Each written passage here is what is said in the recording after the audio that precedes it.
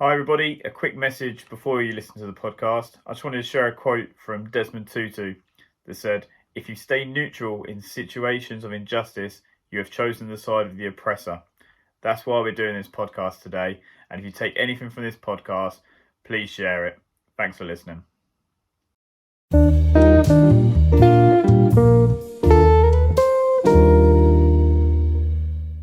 Hi everyone, welcome back to the Joe's Jibber podcast. Slightly different mood on this one. Obviously, the first two episodes, everyone tuned in. Thank you. Response has been fantastic, but it's a slightly more serious topic this week. Something I really wanted to talk about. And when I first had the idea to talk about it, I was like, I'd be a bit of a coward now if I didn't go through with it. So it's something that I've seen the movement and I've felt quite passionately about it, and I think it just needs talking about. The more you talk about it, the more exposure it gets, and it's all about educating people. So that's why we're doing this today, and I'm joined by the lovely Tina. Hello, Tina. How are you? Hello. I'm pretty good. Thank you, Joe. Good. Lovely to Nice be here today. Yeah, nice to have you on. So obviously, you've been a part of the movement. You've been getting behind it like so many people have, and it's been amazing to see. Yeah. Just first of all, just tell the viewers, listeners a bit about yourself and who you are. Hi. So I'm Tina, and I'm black. Funnily enough, I'm 24. I work and live in London. And just to get a bit of more context, my parents are Kenyan. I'm Kenyan, but I moved to the UK when I was 3. So I would say, I always say to people, like, I'm Kenyan by blood, but British by nature, because I am. Yeah. Amazing. Very interesting. Yeah, that's amazing. And that's what the thing is as well with that, is that racism is a touchy subject, and I had people even coming to me and saying, just be careful what you say. Oh my God, like, you're brave for talking about it. And I don't think it's a fact of being brave to talk about it, because people are a bit worried about what to say. I think it's brave to just kind of admit that we do have a problem, and to notice that, like, understand that white privilege is a thing, and that black people, and it's not just in America, because that's where obviously the momentum for this, in this case, has gathered from. It's a worldwide problem where people, and not even blacks as well, like people from ethnic minorities, are being oppressed constantly. And this has been obviously a problem for hundreds of years. And it's just that it's only because it's been put in the public limelight and put in the press that some people are actually acknowledging that it's a problem. And that's where we need to educate people and talk about it more, to show that it's not just a problem for now. This is a problem that this momentum needs to carry on going forward. Yeah, no, totally. And I mean, like, to go off that point, I just think that whenever people are a bit fearful, whether they're people of color or not, I think that's where it becomes kind of like a grey area, because it is an uncomfortable conversation, but by you choosing like to veer away from it, it makes it double uncomfortable. So then no one actually ever ends up going anywhere near it. Yes. And that, obviously perpetuates all of the struggle that everyone's still going through. Yeah, it's more covert in the US, but it's not. It doesn't mean it's non-existent in the UK, Europe, whatever. It very much so is. It's just discreet, but we notice. So it's just people don't tend to talk about it. And it's kind of sad that we've got to a moment in time where people are being racially abused and not even mentioning it, because it's like, oh yeah, it happens. Like, literally is that case. And that's sad that we get to the point we should be able to, we need to be at a point, and I think we're getting somewhere at the moment, where if you see something happen or you hear something, like, no, that don't run, like, you can't do that. Whereas before, like, people turn a blind eye to it. It happens all the time at football matches. Like, the abuse that's shouted at black players is disgusting, and the other fans are all around it, and no one says a thing. And it's disgusting, and it is a problem, and that's why I wanted to talk about it today. And like, with that, I think it's because a lot of the time people don't say anything, because especially in this country, race or discussing race has been built up in a way to make it comfortable for, you know, the white man. So we're not really benefiting from that, because it's just like, you're not allowed to make this group of people feel uncomfortable, despite the fact that they're making you feel uncomfortable. Or it, you know, goes on to the whole thing of a lot of people, and I see this all of the time, you know, someone will say something that's not correct, and it's evidently not correct, and, you know, people just be like, oh, it's just a joke, it's banter, it's this, like, don't play the race card. And it's like, but, I mean, you're sort of, you know, devaluing my feelings towards something that is offensive by saying don't play the race card. Like, what am I supposed to say, really, when it's evident? Yeah, that extends into every side of banter, when it's banter and it's against a minority, whether it be race or someone with special needs or something like that, and people just go, oh, I'm only having a laugh and stuff, when you're not actually thinking of how that might make that person feel. Exactly. And the actual exterior, bigger picture, and the damage that you could be causing by making them comments. And obviously, especially, some people think it's okay to do it even when you don't know the person. Like, if you know the person and you've said it, and like you've had that discussion and what have you, still obviously need to be careful. But it's more so that people just do it to, like, someone they don't really know that well, and they just come out with a comment and think that that shit's going to run when it don't. Do you know what I mean? People just have been so desensitized from it to think that it's okay. And I think that's where we're finally getting somewhere now. Obviously, this is just the tip of the iceberg, where people are actually acknowledging it. And I've seen so many people coming out and supporting and uniting. It's been amazing, to be fair. And obviously, it just needs to continue now, and not just be an issue that kind of is a trend. Do you know what I mean? Like, people get behind it, and then 2 months down the line, are we still talking about it? Do you know what I mean? That's what I'm most afraid of, I must say. And, you know, all of this time, it's kind of like everyone who has been facing all of these, like, injustices have been kind of waiting to exhale. And this opportunity has come. However, you know, I'm always skeptical of social media activism, because if you're not going beyond that, if it's literally like, oh, let me post this picture, I'm an ally, even though I don't really know what it means to be an ally, or the context behind why people are saying anything, because it's fashionable. And don't get me wrong, sure, I love the fact that the awareness is being spread around by people, but the thing that I just don't disagree with is, when will it become irrelevant, like any other trend? Like, that's what I'm nervous of, and I'm waiting for, because there always comes a time when something new and shiny, you know, comes around, and that has to be the focus. And where will all of these allies be at that point, you know? Yeah. No, I totally agree. And that's what I've had, exactly the same thought process of, when does this kind of, the ball's rolling, is the ball going to stop, or is it going to carry on rolling? It's like Boris Johnson came out and said, oh, we're going to add more depth into our diversity procedures and look into like the diversity issues in the country. But realistically, he said that because people are going out and protesting. But why should it take that? Like, he hasn't acknowledged that it's a problem because he knows it is. He's just gone, oh, people are kicking off about it, like, let's do that now. Like, why hasn't that happened previously? And is he only doing that as a pleaser, or is that going to continue on? And is there going to be a continuation for the government and for the British people to carry on, just kind of eradicate this problem?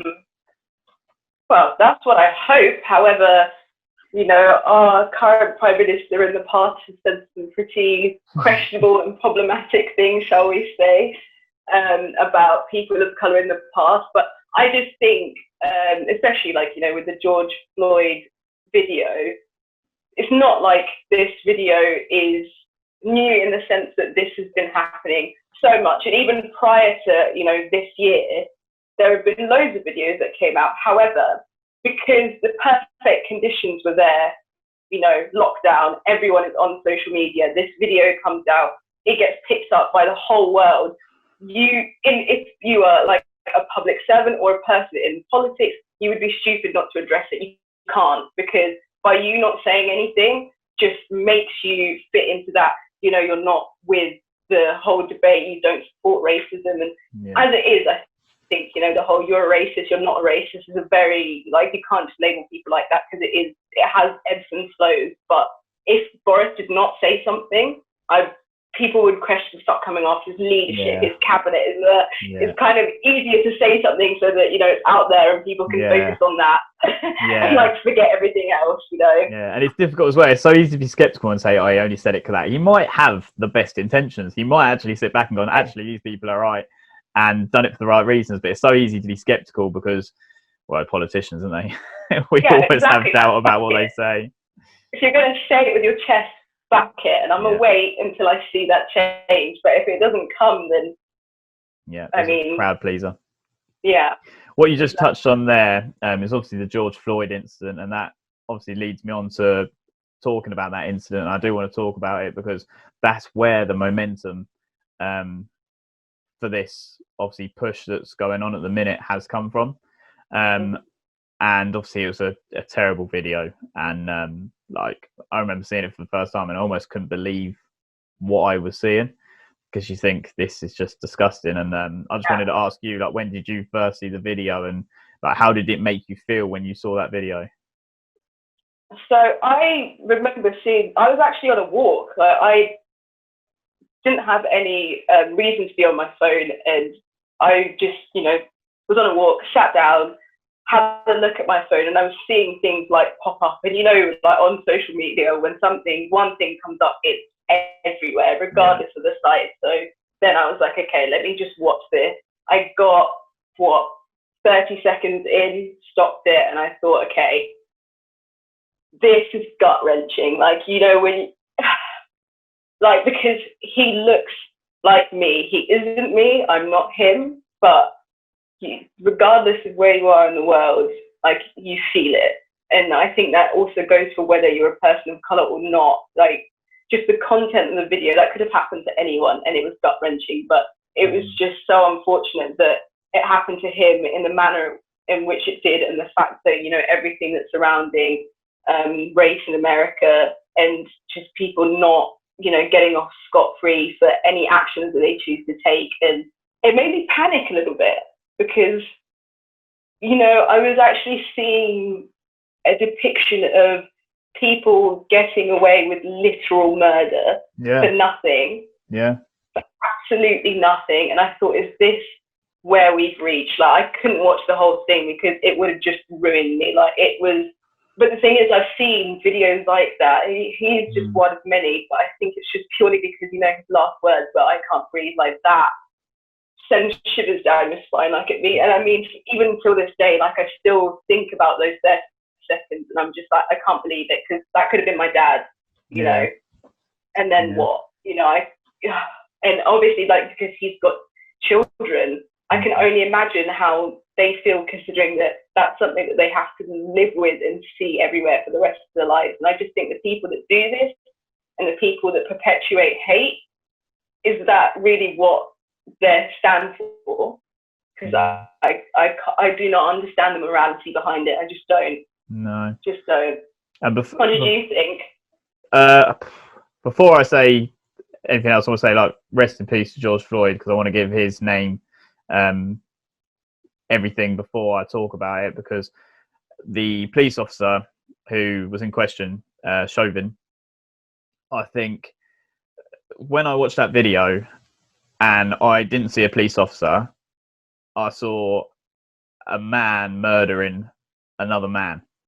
And it was absolutely disgusting and vile that to hold your knee on someone's neck for that amount of time, like, because he would have felt the body go limp underneath him. Oh, totally. He would have felt the life leave this man's body, because when you're arresting someone, and he knew it as well, because when you're arresting someone and you pinned them to the floor, an ambulance just don't turn up. At the end of that video, he didn't take his knee off his neck until an ambulance pulled up. The paramedics got out of the ambulance, the stretcher was out of the ambulance, and he still had his knee on George's neck. Like, he must have felt, he would have felt the life leave his body. He urinated himself, and he was saying, I can't breathe, I can't breathe, I can't breathe. And at that point in time, Chauvin decided that he didn't want to be a police officer anymore, and he didn't want to be a free man. Like, he wanted to murder that man. There's like he must have some kind of inner evil within him to do that to another person, because I just couldn't comprehend it. I've watched it back a couple of times, and the more you watch it, it's almost like the less believable it seems.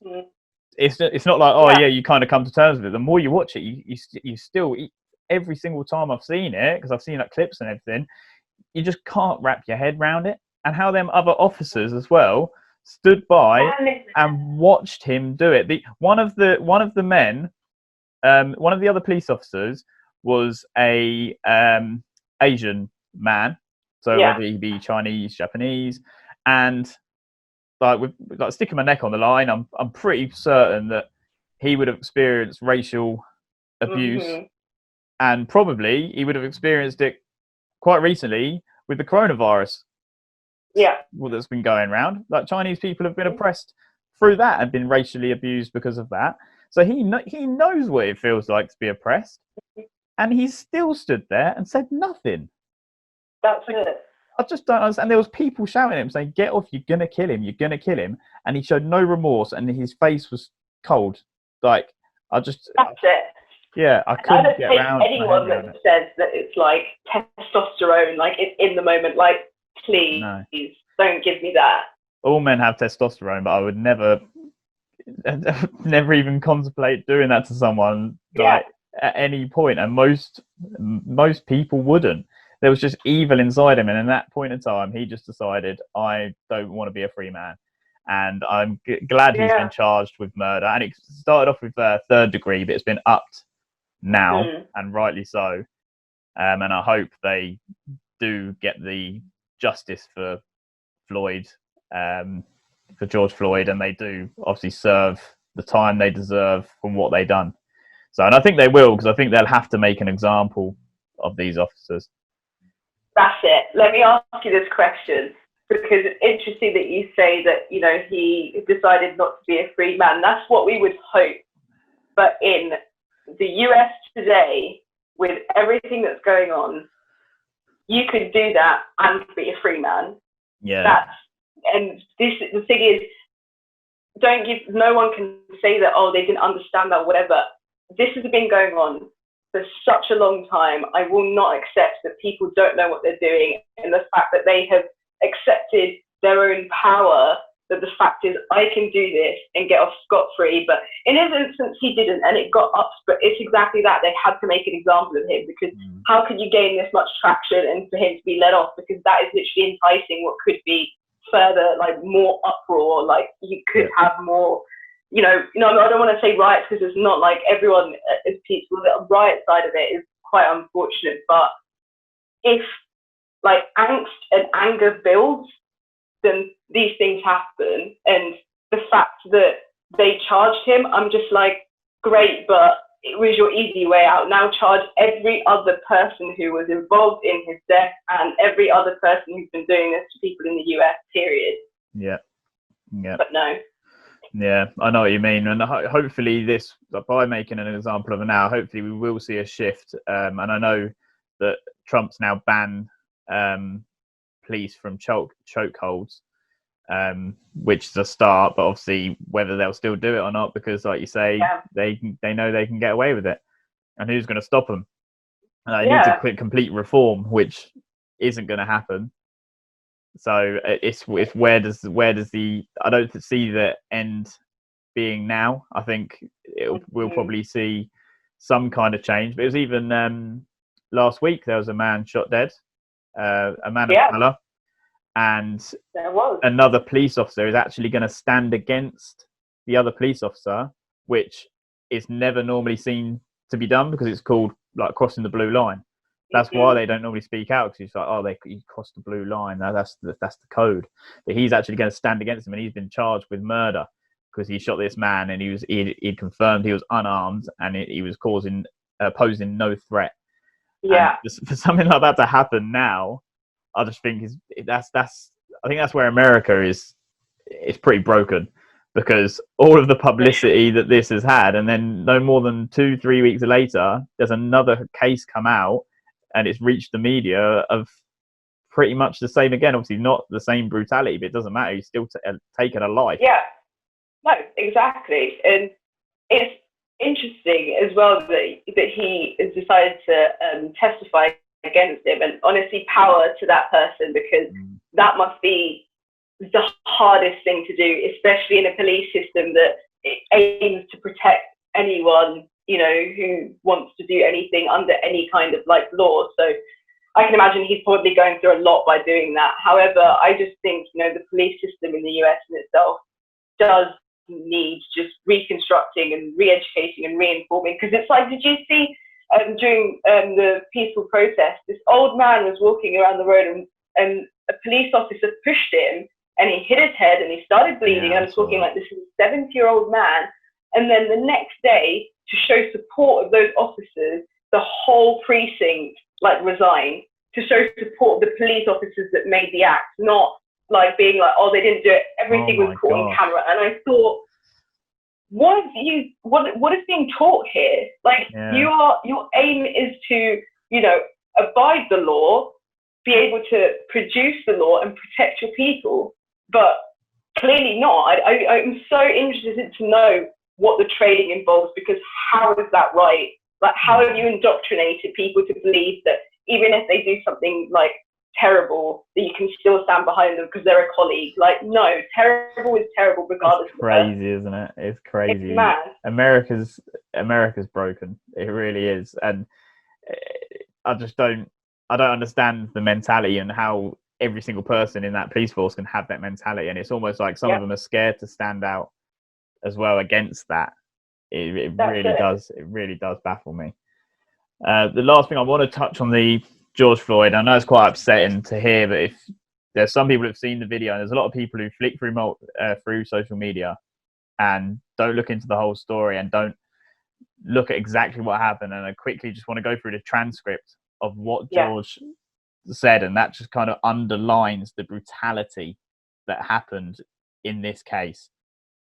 So, man, can't breathe, my face, just get up, I can't breathe, please, a knee on my neck, I can't breathe, shit, I will, I can't move, mama, I can't, my knee, I'm through, I'm claustrophobic, my stomach hurts, my neck hurts, everything hurts, some water, please, I can't breathe, officer, don't kill me, you're gonna kill me, man, come on, man, I can't breathe, you're not gonna kill me, they're gonna kill me, I can't breathe, please, sir, please, I can't breathe. That is a long transcript of a man begging for his life, literally begging for his life. And these officers, and Chauvin still knelt on his neck. And I want everyone just to listen to that and it just shows how wrong it is. Just from, obviously, if you haven't watched the full video, if you couldn't watch the whole video, just listening to that, that's what I just can't get my head around at all. And it's so sad. It's gut wrenching, because just the transcript itself sounds like some sort of like melodic, you know, poem of sorts. Like, but the most disgusting thing, I just can't get over that, because at what point does a man have to say all of that for you to think, I'm not going to do anything? Like, and even the way that he sounded, you could feel like the fear in his voice. I think that in itself rattles you. It shakes you from the inside, because there are times when people show certain vocal ranges that will like make the hair stand like on your neck, like everywhere. And that was one of those instances. Definitely. When I first listened to it, and even like reading back on it, when I first saw that, it just underlines the whole thing. And obviously, it's kind of a weird thing to say, but it's like obviously it's happening. It's a tragedy that it happened, but in a way, at least there's some positive to take from it. Obviously, you're not going to say, "Oh, it's good. It's good that this happened because now this is happening." Because God, like it's terrible. A man lost his life, but at least it's given some momentum, and we can see some change. Because the Black Lives Matter movement isn't a new thing. Like this has been going on for years, and it's not like a website cropped up overnight after this happened. Do you know what I mean? Yeah. But I'm hoping we'll see some change. Do you think that we'll see change prolonged from this? And obviously, what's involved? Like, what's the next step? Well, I think the most interesting thing about all of this is the fact that there are some people out there that believe that we can solve racism without analyzing the causes and then like plotting its destruction, like the same way a doctor or a scientist would do with any kind of disease. They don't see it as something that can be like methodological, if that's the word I'm looking for, because it's a concept that's too far away removed from them. It's like, I'm not going to push a climate change agenda, but I was listening to someone that said something really interesting about the fact is why we can't engage with climate change is because of two factors, distance and time. And I think that relates to here as well. When you see something happening in the US, and let's say you're not a person of color, is not relatable. And then if it's happened, let's say like 3 years ago or whatever, it also makes the situation even more distant. So it allows people to be like, this isn't affecting me, even subconsciously, I won't think about it, or it's not my issue to actually like help or change or deal with. Like, I don't have a voice. All of these things creep up, and then eventually you get ineffectiveness. But I think that what's happened, as a cause of the video coming out and all of the protests and everything is fantastic, but that's just stage one. I always see, awareness, education, implementation, and change. That's how you do it. Awareness, fantastic. Social media is like lit up. Everything, unless you can't access all of these resources, which I think is quite difficult to say now because of just the world that we live in. Yeah. You would have not avoided this. Okay, perfect. But so like awareness has a time limit. Everything has a time limit. The time that it becomes popular to when the next thing and the next like troubling thing comes over. Because let's take Yemen. That is something super serious right now, and it deserves its time. However, we've got so many competing things right now. When the focus shifts and you haven't entered the next stage, education and like real implementation, then it loses momentum. Of course it does.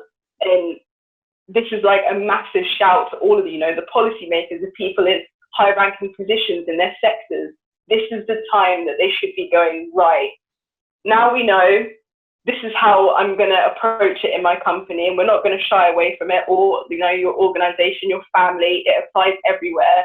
This is how we're going to go about it. And then things change. People change. Like, if you told someone, I don't know how many years ago, that slavery was going to be abolished, if you told people, you'd just be like, no, it's impossible. Yeah. But it did. Everything can. It's just people just have to not be afraid and actually look at this subjectively and as a thing that can be mapped out. That's it. Yeah. But many don't see it that way. Easier said than done, unfortunately, as well. And I think you're absolutely right. And that's brilliant what you've just said. And I really like that. And obviously the 4 points to follow. And I think if they don't implement now, whilst the education is there, because people are being educated, and that's why people are talking about, and that's why I wanted to do this today, is to educate. But if we don't implement now, like you say, it will lose its it won't be in the forefront, and these things won't get implemented, and then we'll go full circle, and then this will happen again. And it shouldn't have to happen again for things to be implemented. This is the opportunity, like you said, this is the opportunity now to do it and not to shy away from it, and to say it with your chest. Like, do it with your chest. Exactly. Do you know what I mean? And that's where I wanted to come on to now is, obviously, we've spoken about it briefly beforehand, is obviously racism within the UK, because we spoke about America, and I just want to push the fact that this is a worldwide problem, and that's why we've had obviously the movement carry on momentum into the UK. How much of a problem is racism here, and like, have you ever experienced any first-hand racism within the UK that you want to expand on? Or yeah, sure. Two questions there. So the first one was, is racism evident in the UK? And yes, it is. But when like the US, because it's just the US, everything's so big, everything's so loud, everything's so overt, you're going to see it as that. But in the UK, it's just more deep rooted and it's clever. That's the most annoying thing about it. It is clever because sometimes you can't catch situations or people out because of just the way that it has been integrated. So let's take, and then the next part about me experiencing anything. Yes, there has been many instances in life where just comments like off the cuff have been made, but they are stupid. Like, for example, you are beautiful for a black girl. Like, what? Like, what? What does that mean? You know, that makes no sense. Or like, or like you're like too black, or like you're not black enough, or just stupid things that just actually out of context or even in context make no sense. And growing up, especially because like we went to school together, we upper middle class, very white area. I can't be mad at people that don't necessarily know their own ignorance and are willing to change that, because there have been times, like for example with hair touching. I mean, I'm not so militant about it because I don't really care. I'm a very like free, open person. However, not all the time, and especially just like, oh, you've got such nice hair. Let me. I don't actually know you, and you're touching me. And it's like, I'm not a pet. Yeah, like I'm not a commodity. I'm not a pet. I'm not for you to like lavish over. I understand your interest, but I'm going to tell you that that's not okay. Because if you go up to a very headstrong like other person of color and you try to do that, you'll get a very, very different outcome. Trust me with that. Yeah, exactly.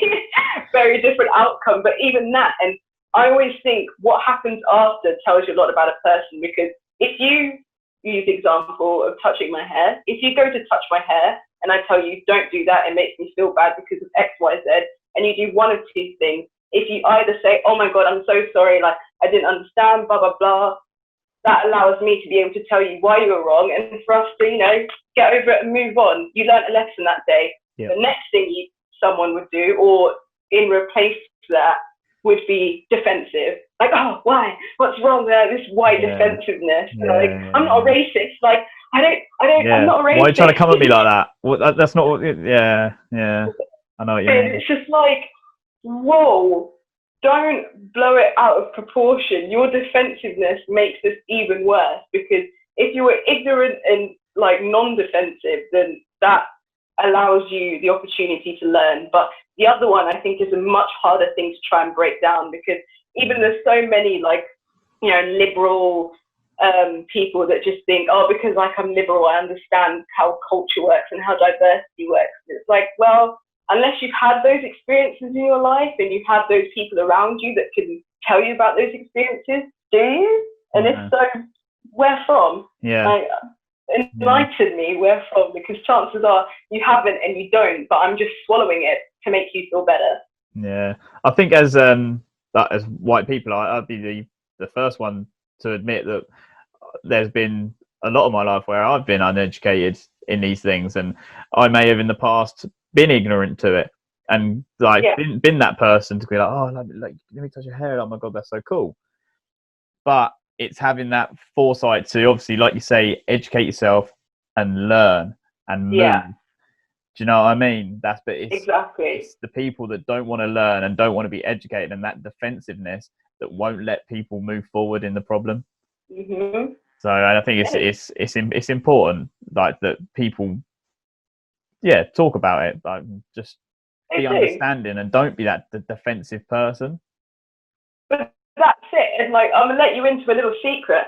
I'm also, I would say, learning at the same pace as a lot of people because, again, because of the background that I came from, there are certain things that I didn't even notice were an issue until I was grown. And then looking back in the past, I was like, oh God, actually, those things aren't okay. But I was so blinded by them because I thought, oh, that happens to everyone. Like, it's common. No, it's not.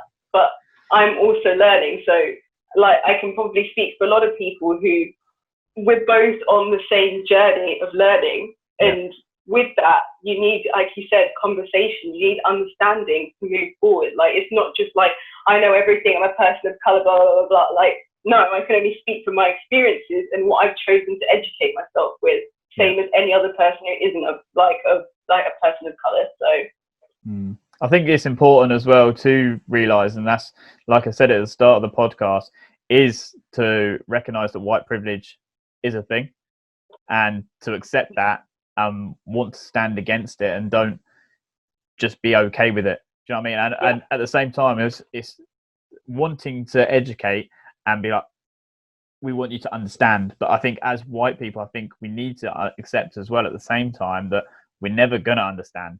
We're never going to understand the full extent of it, because we're not going to deal with it. We are not a minority, and we are not someone as a race that we're going to be oppressed. Like, it's just not going to happen. And unless you've been through that, you're not fully going to understand. It's just understanding to our best knowledge that we can, that we can help the cause for our friends and for loved ones, and just for people that we live in the same bodies. We bleed the same blood. The only difference is a pigment, your skin pigment. And why should that make any difference to the life that you get given? No matter where you are in the world, everyone deserves a life the same as everyone else. Like, irrelevant to what color you are, where you come from, what class you're from. It's just opening your mind to that. And I feel like I've never been the person that needed telling, but at the same time, I've really enjoyed educating myself on this problem as well. Like, there was one day I got in from work and I laid in my bed, and I, for like 3 hours, just scrolled through Google on like black activists and historic moments and stuff, and it was like so interesting. And then I felt like so like empowered to do something about it at the same time. So I educated myself, and then I was like, right, now you act. Like we were talking about before, you educate, implement. I was like, I want to do my bit. I want to try and do something now. So I started trying to just raise awareness on social media a bit, and then I had this idea to do this podcast today, and I was like, I've created obviously a small platform for myself recently, and I'm really enjoying it, and I'm getting like ears pointing my way. It would be a shame if I didn't use it to good use on something that I've recently been so pressed to want to talk about. And this has given me a perfect platform, and I want to do that. I want to, even if it makes one person think differently, even if it makes one person change the way they think, and to actually listen to this podcast and want to change, happy days. I'm happy. Too right. And like, I couldn't agree with you more. And like, I commend you for choosing to do this, because again, a lot of people are afraid to do this. And like, I think it's also really funny, because if, one day an alien race did come to us and we had to explain to them that we're divided because of the colour that we're in skin, how stupid does that sound? Like, it is ridiculous. Like, that's such a good way of putting it. They'd be like, what? What's the difference between them? Oh, nothing. Oh, just their skin colour. Yeah, like what? That's it, and it's ridiculous. And also, like, just to span off of the point that you said about just is the UK racist, because I just thought about something else. And like, with the it being overt, also, you have to just look at for example, schooling systems. You don't have to, like, choosing not to teach it or include Black history or culture is actively choosing not to support said cause. Like, what do many people come out of school knowing about anything to do with black culture other than the fact that slavery happened, but okay, Yeah. that's it.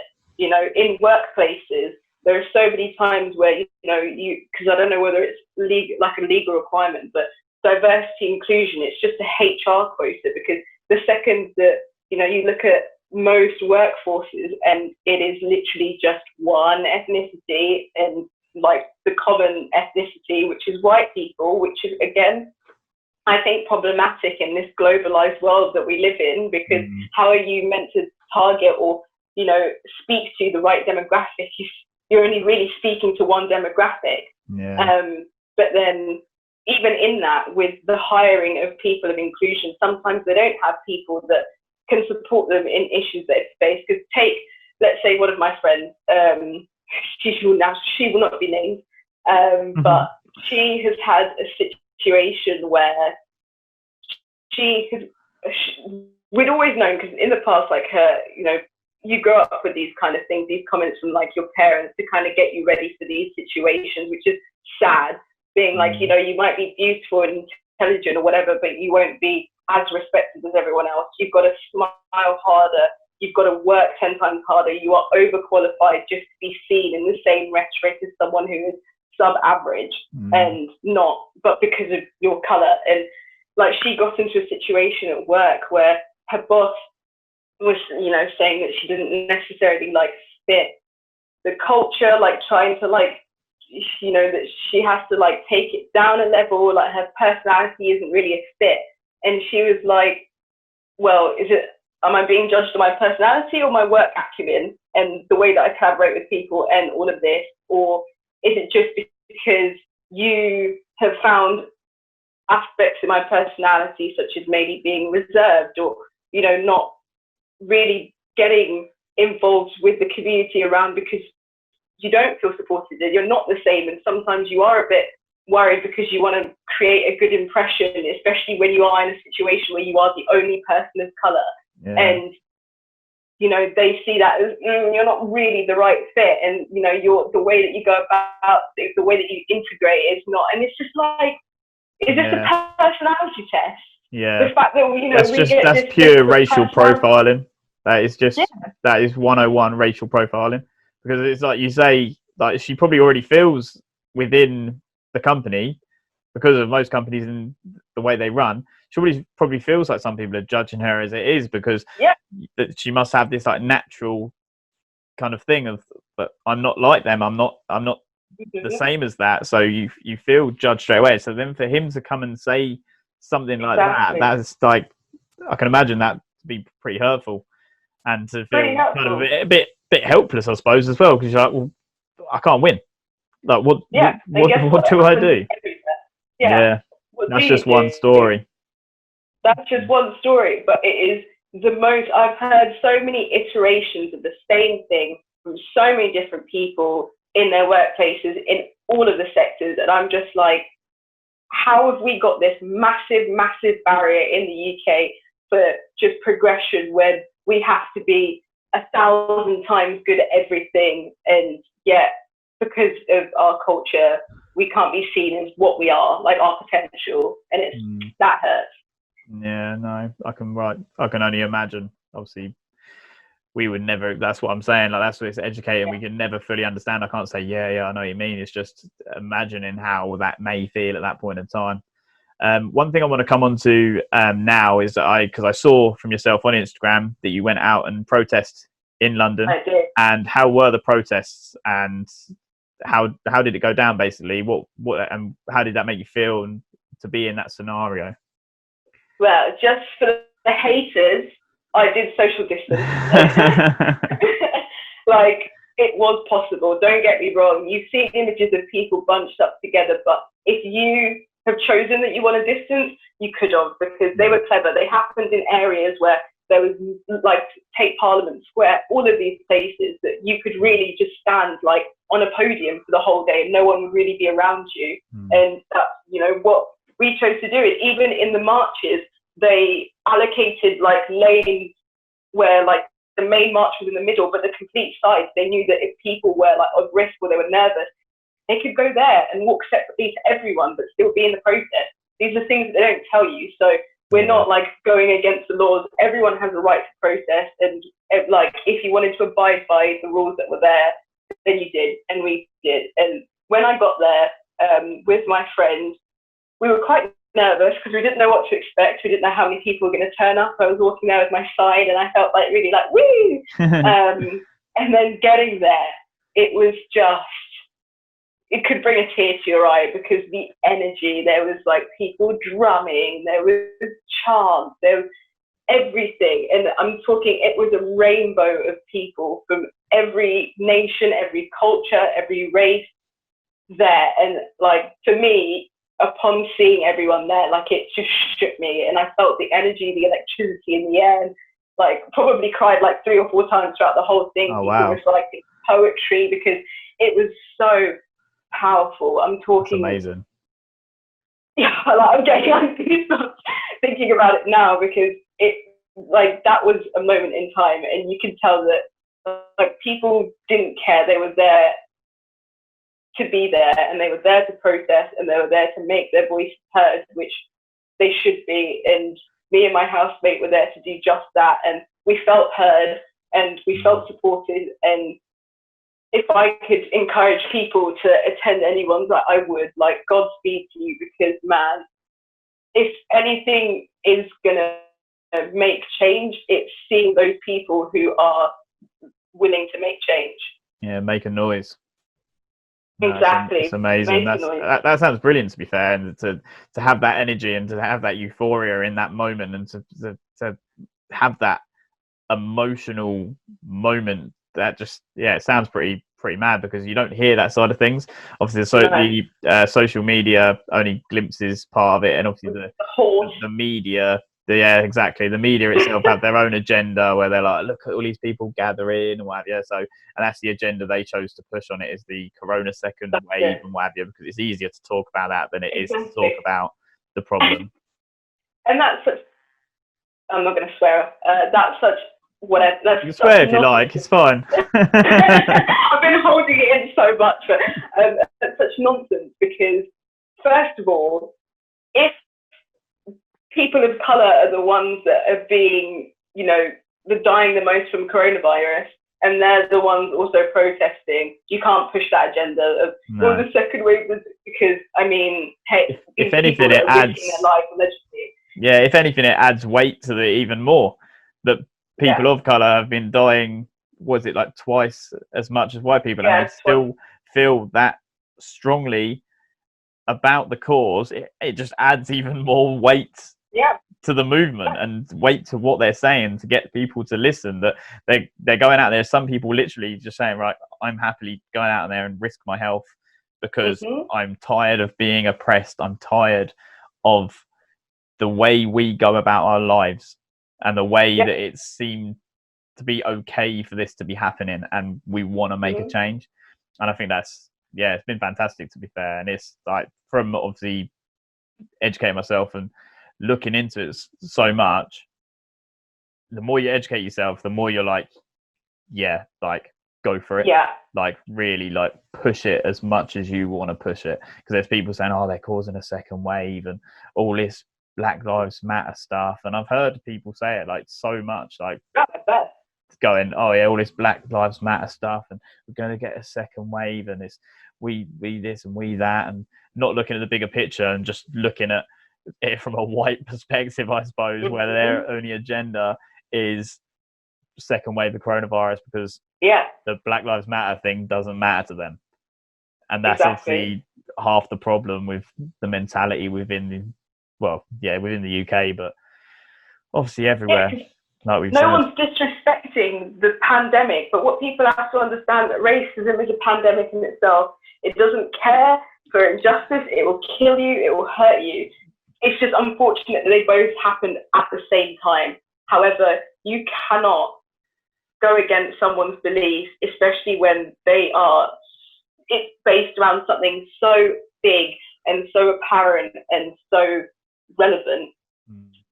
It's these people as well that say, that are kind of burying their head in the sand, and that want to be kind of naive to the situation, say there isn't a problem. But then you look last weekend when you had the far right come out into London. And that is literally, if you say it's not a problem, you just only have to show them that and go, yeah, you think? Like, they came there because of they didn't come there for any other reason. The fact that the only reason why they were there is because there was a Black Lives Matter protest on that day, and they wanted to stand against it. And what reasoning does any person have to do that? I just can't. It baffles me. Like, I want to talk to these people and go, why are you here? Like, why are you here today? Like, what has made you that pressed that you want to come down here? Because what are they going to say? Oh, because they're doing a protest about Black Lives Matter. Yeah. And you're not there. Like, even if they go with the second wave agenda, it's not affecting you. Go home. Yeah, you know what I mean? I just can't see what reasoning they have other than the fact that they're racists. No, that is sometimes that's all the reason that you need. These kinds of protests, because like it was baffling to see the display and the backpedalers and all the secret trend jumpers. I just think, and also the overt racist. I'm like, so that's what you want to be associated with, like that. This is what you want to be, not this peaceful, like, to a cause, trying to like make equality for everyone. This is the thing that you think these people are the perfect depiction of your thoughts and feelings, and goodo, because that's not me, and that's not something I'll ever get behind. And so the thing is, like, I'm all for people having opinions. Of course, we live in a democracy. We have to respect that people have their own opinions and their right to protest. However, I completely disagree with people fighting or believing in a cause with nothing to back it up. And that goes with what you say, because I wonder if speaking to these people, what are your opinions? They'll probably, immigrants, and it's just like, okay, but how does that affect your life directly and indirectly? How has it made you this upset? And what do you think you're going to achieve by doing this, other than just like a rampant, like, disgusting display of nothingness, machismo, for what? I think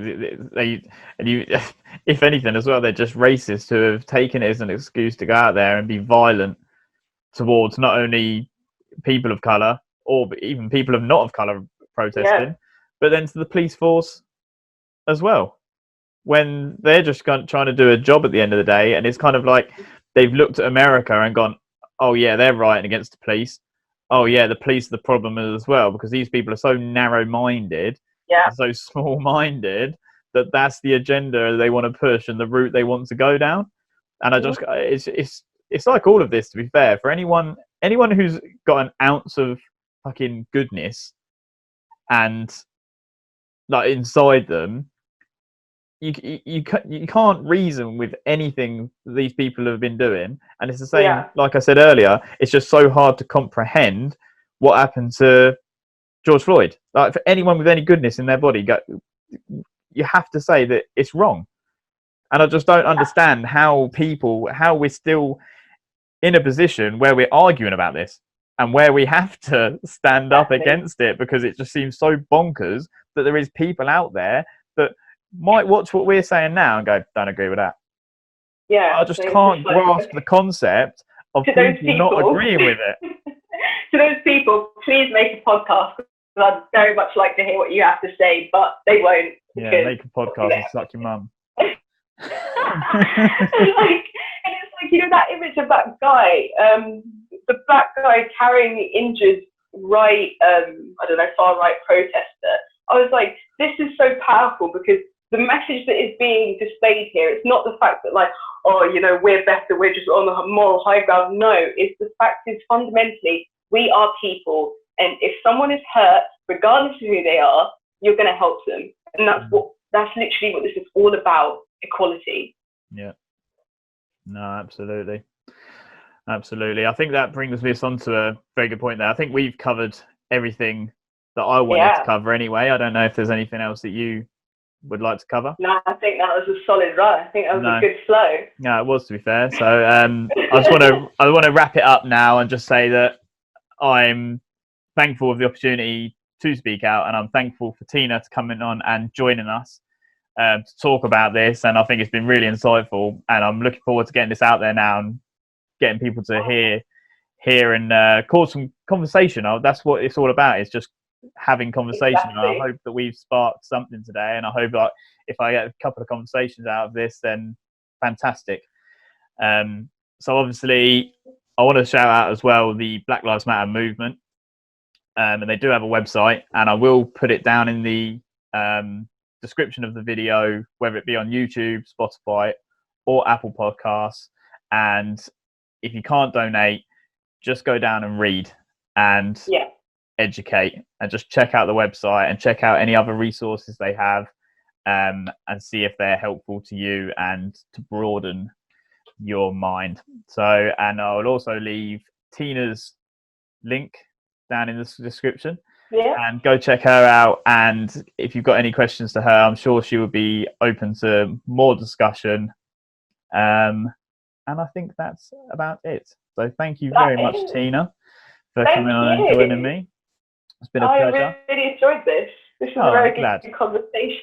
Mum and Dad, see, I can talk about important things. Shout out to Mum and Dad. Exactly. So, thank you all for listening or watching. If you're watching on YouTube, make sure you subscribe. Press the like on the video because it does help lots. If you're listening on a streaming, down there. And if you're listening on a streaming platform, then subscribe and rate. And I'll see you next time for another episode. Peace. Woo-hoo! Bye.